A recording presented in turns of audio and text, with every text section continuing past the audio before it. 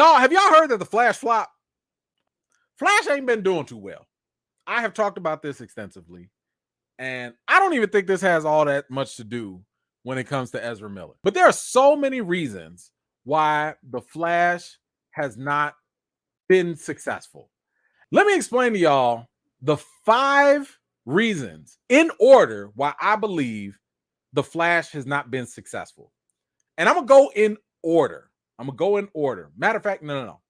I'm going to go in reverse order.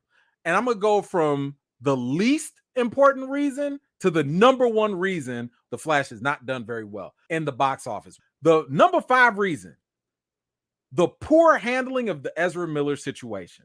WB has been radio silent when it comes to Ezra Miller's legal situations. I'm not even talking about Ezra Miller's allegations. I'm talking about Ezra Miller with the crimes Ezra has actually done, with the crimes and the terrorism domestically and internationally that Ezra has been arrested for and has pled guilty to. As WB has said nothing. WB has not said, oh, you know what? We don't condone these actions or nothing like that. WB has gone as far to, in my opinion, gaslight people by talking even more about Ezra, by sitting here talking about people are going to forget about all Ezra Miller's crimes and situations once they see the Flash. Wrong.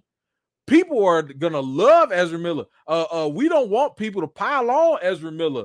Ezra Miller, we can't recast Ezra Miller. The rumors of Ezra being recast, that made them laugh. All of that nonsense and how they handled Ezra Miller and their actions, I think was the number 5 reason why they messed up right there. Number 4, James Gunn's DCU announcements. Those announcements did not help whatsoever.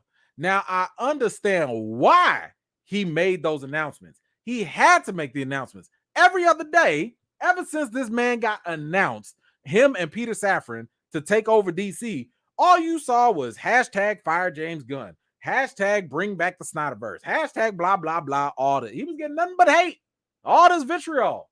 But my man went out there and sat here and made a whole announcement of only some, not all, of what to expect in the DCU. All that did was hinder people's confidence in the remaining stuff that was still left. You still had Shazam 2, you still had The Flash, you still had Blue Beetle, and you still got Aquaman 2, and you already basically saying, hey, y'all, here go the future, never mind them other ones. Now, yes, in fairness to James Gunn, there was some wiggle room that some of these things might be converted over, to the DCU, but it also does not help to promote what you currently got going on. You got to at least make those announcements, I don't know, after Aquaman 2, like at least something, but for whatever reason, the lack of continuity deflated a lot of interest in fans for watching these current movies. Shazam 2 failed, flopped. Black Adam flopped. The Flash definitely flopped. Blue Beetle, we'll see. Aquaman, we'll see. So making those announcements at the time that he did, not a good move, but it is what it is. Now, again, I don't believe that the average moviegoer cares about continuity the way we do. We that follow the news and all that, we care about that way more. The average person, your mama, your auntie, your cousin, your daddy, whoever that just watched 2 or 3 superhero movies in the last 10 years, they don't care about continuity. And they're the ones that actually make the real money for these films. So yes, that's why this is kind of low on the list. So 5, we had the poor handling of Ezra Miller. 4, we had DCU's announcements from James Gunn. Number 3, too many early fan screenings. I have told y'all that when you see the studios give fan screenings before the press, that's not always a good sign. Now, there are some people that are under the assumption that because WB gave so many free fan screenings that hurt the box office of The Flash. No, that's not necessarily true. The reason why that is because guess what other movie did the same thing? Aquaman. I had said this a long time ago when Aquaman came out. I told y'all they did a whole bunch of early fan screenings before the critics and the press were able to go see it. Why do they do that? They hope that a lot of fan hype will go in and the fan word of mouth will happen. And they hope that whatever the fans talk about is going to override whatever the press and the critics talk about. Now, I've told y'all this again before. There is a very big difference between press and fans. Fans go in with one expectation: entertain me. That's all they want. Entertainment can mean make me laugh, make me cry, scare me, whatever. Make me feel something, right? That's all fans, general fans, want. I'm not talking to y'all movie purists. If you got a letterbox, I'm not talking to you. I'm talking about the average moviegoer. All they care about is entertain me. Critics, press, media, there's a big difference. They go into a movie. They want to be entertained too, but they also look deeper at the movie. How is the writing? How's the directing? How's the acting? How are the themes? Is this watchable? Is this rewatchable? How did the plot play into? What's the cinematography like? They go in with another objective and a different perspective to really evaluate a movie and to judge it critically. The other difference between fans and critics, press and media have a bigger reach than the average fan. Your mama, your cousin, you yourself, unless you got millions of subscribers and fans and stuff like that, you don't have the reach of somebody that writes for Variety, someone who writes for Fandango, or someone who writes for comicbook.com. That one person that's part of the media can talk to 9, 10, 20 million different people, whereas a certain fan might only talk to 5 people, 10 people. I don't know, your Facebook friend list, your Twitter feed, whatever, but that's not the same reach as press. So again, WB thought that by doing all these fan screenings, that was going to get the people going. Clearly, it didn't. This goes into my second reason why The Flash flopped: overhyping this film.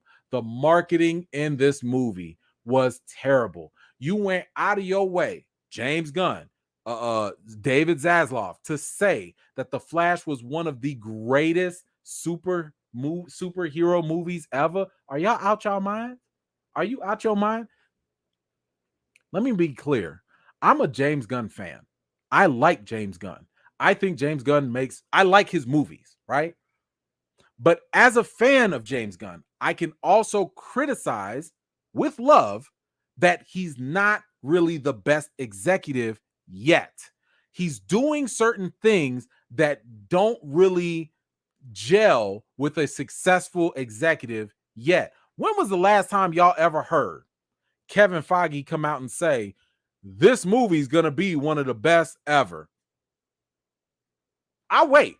Has anyone ever heard Kevin Feige come out and talk about a movie and say that it's one of the best things ever before the movie actually has come out? The reason why you don't see a Kevin Feige do that is because he knows that you have a direct impact on altering fan expectation. If you go and say that a movie is one of the greatest things ever, do you know what's going to happen? They're going to be like, sorry, that's not it. Oh, you know what? I stand corrected. Y'all got me. Thank you so much. This is why I needed y'all here. The Eternals. What happened with the Eternals?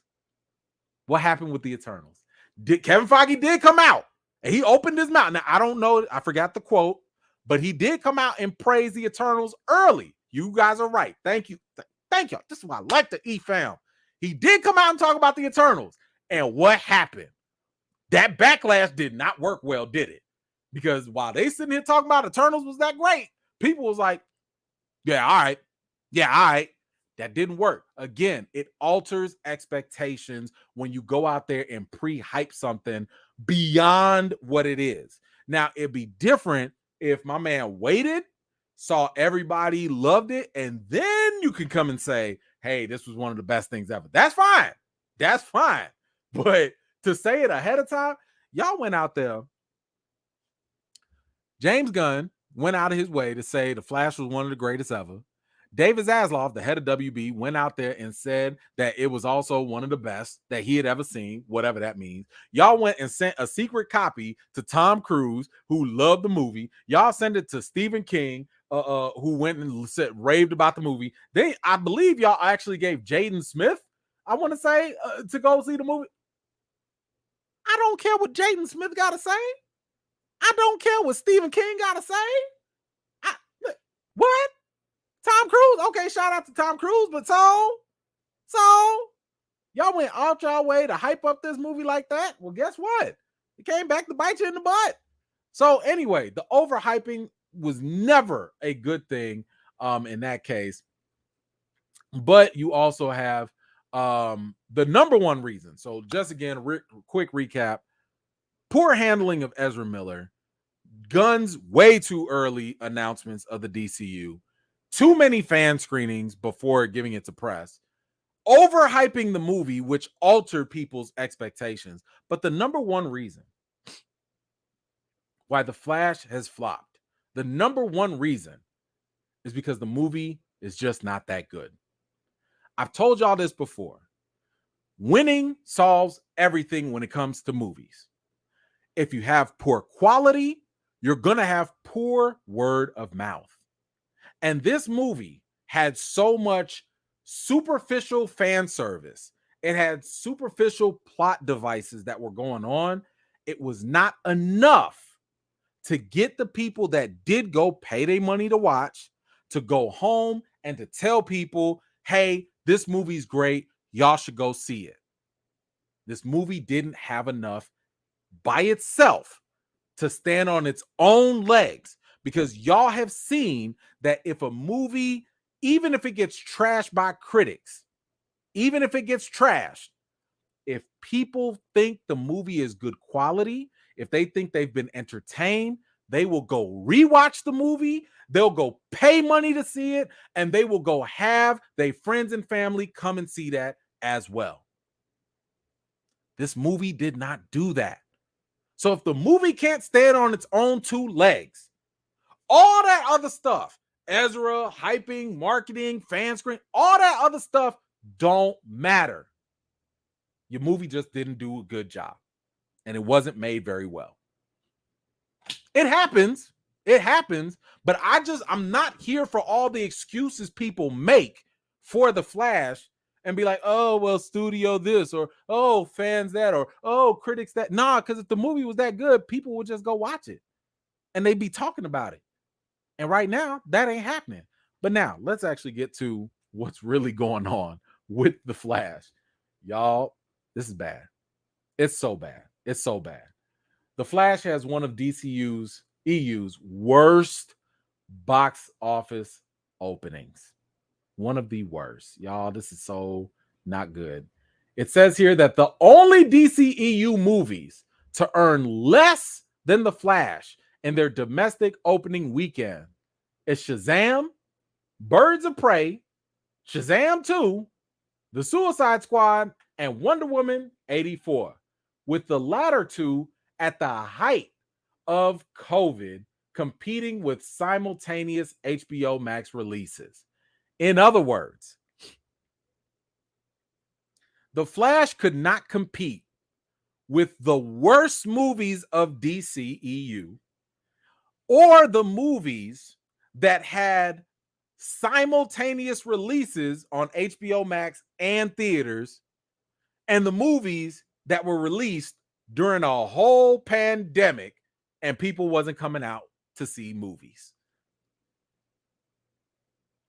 Damn.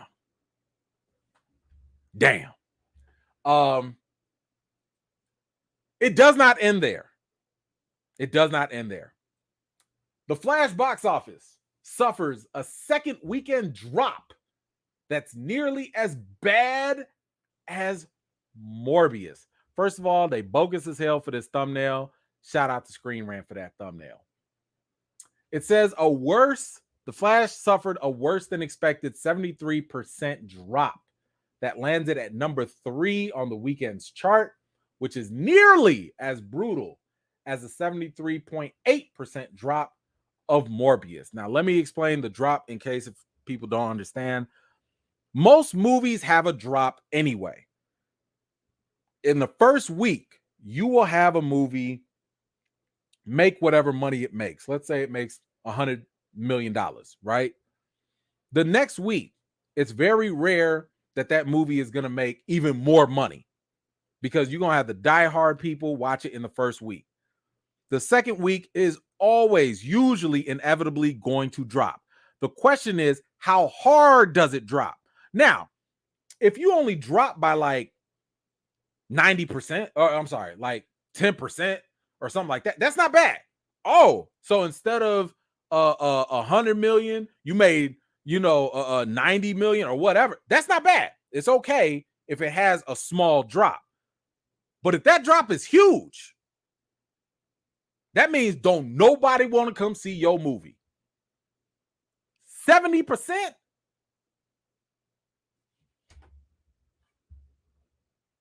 Ouch. Ouch. Y'all, I'm not piling on. I'm just reporting the news, but it gets worse.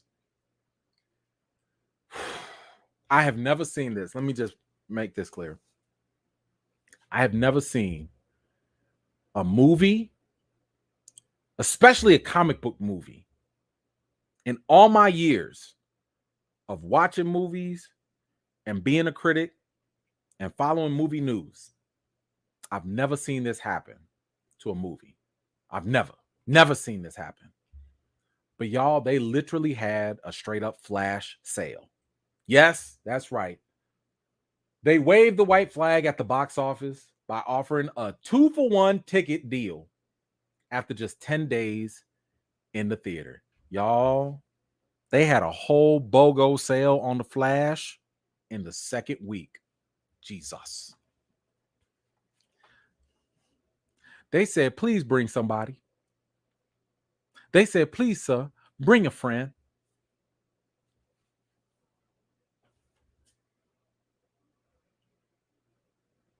In the second week? In the second week?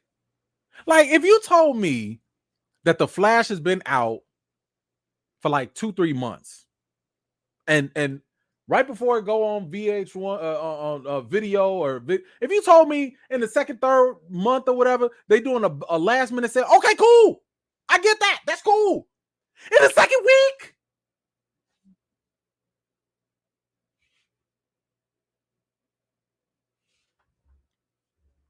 Y'all, it was so bad. I tweeted about this. I tweeted about this. Okay. And I'm not saying it didn't go viral or nothing, but I'm just like, how did this happen? Fandango put this up, by the way. Y'all, it was so bad. And I think that once they started to realize how bad it sounded, they took the tweet down. Yep, they took it down. You see that right here?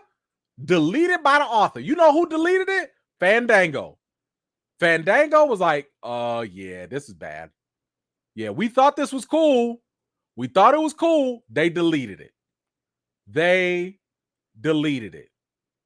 That's how bad this BOGO sale was for the Flash. But y'all already know I kept the receipts. Yes, I downloaded the image because we're going to keep that for the receipts in the future. Yes, this happened. Buy one, get one free. Use the code The Flash at checkout. Yes, it's there for the internets for the future. It ain't going nowhere.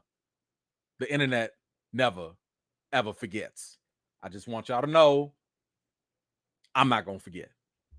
A BOGO sale for the Flash? Yikes. I mean, yo, listen. I don't think y'all realize Morbius was trash. Morbius was so bad that it got trolled, and the studio thought people actually liked it, and they at least re-released it in theaters. Now, it bombed again, which is also embarrassing, but at least it went back to theaters. At least they put the bad movie back in theaters. But the Flash, y'all begging for people to come in on the second week for a comic book movie? And y'all had Batman in it. Y'all had 2 Batman in it. Y'all had all the Superman, all the Batman, all the Wonder Woman. Y'all had all this stuff in it, and y'all couldn't. Damn. Just damn. Damn. Listen. And I'm listen. Y'all only made $217 million, and y'all budget was $200 million, and that ain't all. That's not the marketing budget. The marketing budget was $150 million. That means $350 million that it costs to make the Flash. Y'all didn't even get y'all money back. Lordy Lord. Somebody about to lose a job. Somebody got to lose a job. You about to lose your job. You about to lose your job. I don't believe in karma, but I do understand about reaping what you sow. And I remember this. There was a movie called Batgirl, and that got canceled. And they canceled Batgirl because they believed that it was not ready for theaters. It was not good. They basically said it was bad. And it was funny because they kept if y'all recall, Batgirl had the same testing audience scores as Black Adam. But they canceled that as a write-off, right? They wanted to save their money. They said, even though it cost us $100-something million, whatever, it was going to save us money to cancel Batgirl. I have been saying for the longest time, over a year now, the best thing DC could do with all the Ezra Miller situation, I told y'all that was one of the issues they messed up in handling Ezra Miller. The least they could have done was recast Ezra Miller. Because why would you want a suspected, alleged villain as the superhero as the lead in your movie? The least y'all could have done was recast Ezra Miller. But they didn't want to do that. There was also talks that maybe y'all should scrap the movie. Just cancel it. Now remember, I just put up a video about this. We talked about it last week. The producers straight up, they laughed at that. Recast Ezra Miller? Scrap the movie? They didn't want to do that. They didn't want to. No, it made no sense. Why? Because the movie was already shot. The money was already spent. They thought it made no sense to go back and recast Ezra or scrap this movie. You reap what you sow. Because apparently DC would have lost less money by canceling The Flash compared to the fact that they let this thing ride. According to this analyst, The Flash is eyeing a $280 million to $310 million global run at the box office based on the movie's $150 million marketing budget and the fact that the studio only keeps half of the global theatrical gross of the film. The Flash would not even properly recoup its marketing costs if it matches its projections. Beyond that, the analyst concludes that The Flash could end up losing over $200 million.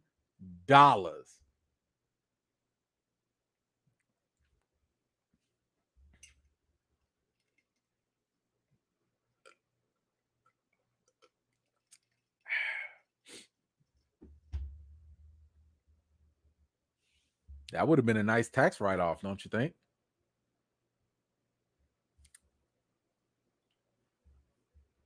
Yikes.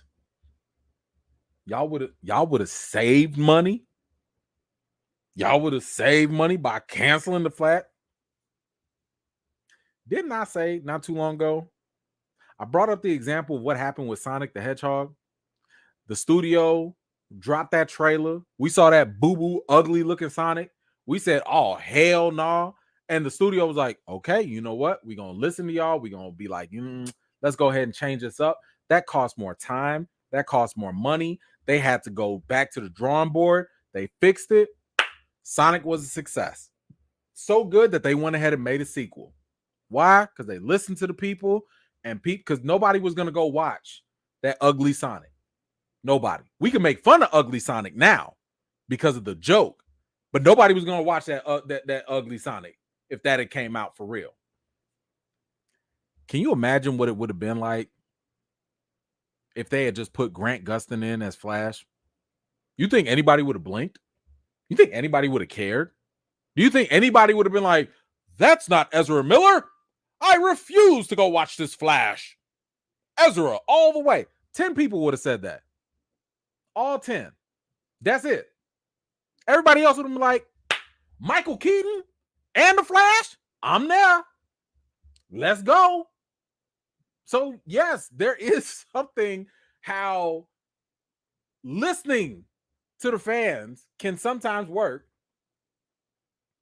And in this case, it just did not work for the Flash. I'm still mad that they didn't even give Grant Gustin a cameo. How the hell you gonna have a whole Flash movie? And by the way, don't be coming in here making excuses for Andy Muschietti or the studios or nothing, because Andy had said, the director, he said that he had the full range, full ability to cast or cameo whoever he wanted. Y'all didn't even talk to Grant Gustin. Arguably one of the most well-known Flashes to date. Y'all had Ezra go over there on his TV show, but you wouldn't have Grant Gustin. Y'all didn't even consider it, but yet you considered to put Nick Cage in a movie when the average person didn't even know Nick Cage was supposed to be Superman in a movie that never made it to screens. Y'all thought that inside movie joke was better to invest in than to bring in the guy that's been the Flash for the past couple years that people have seen on TV.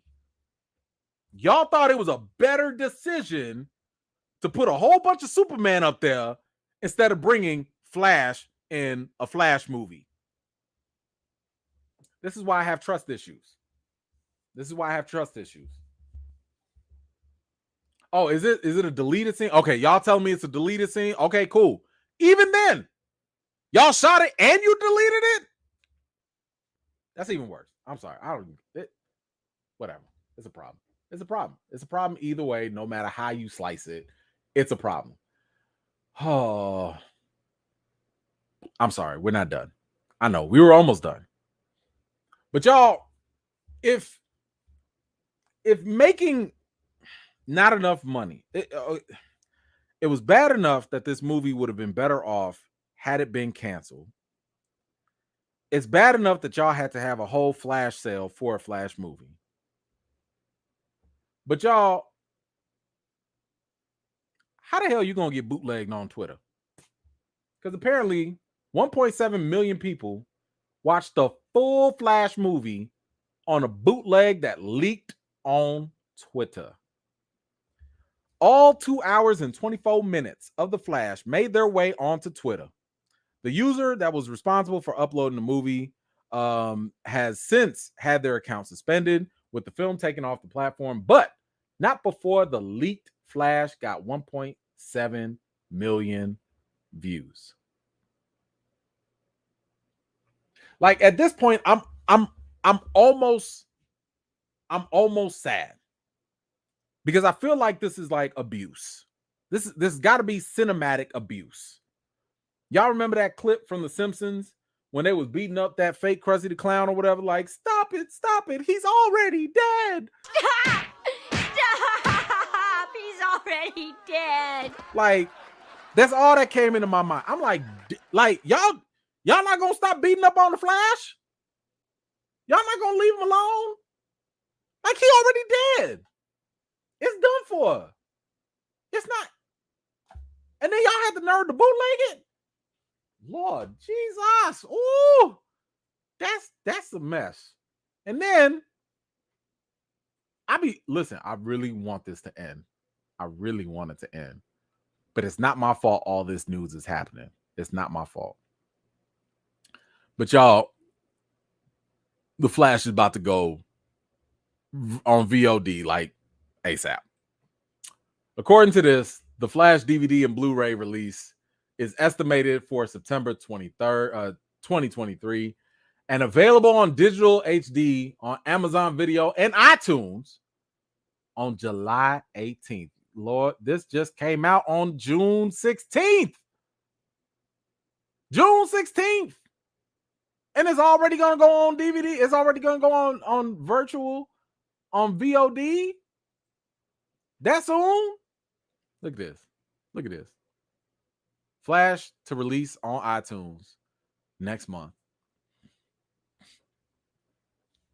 I thought Fast X was bad. Fast X only had 3 weeks. That was bad.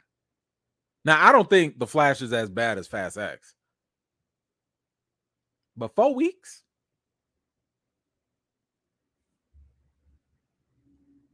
Across the Spider-Verse came out before it, and that's still in theaters. That ain't none of my business. But anywho, what do y'all think about the huge non-success for The Flash and the plethora of bad news for this movie's performance? Let me know what you think in the comments down below. Thank you so much for watching. This was just a segment of one of my live chats, and if you're interested in joining in on the next one, be sure to subscribe and turn on your notifications for more. I've got more videos and reviews to do for you all, and until next time, I'll see you all later.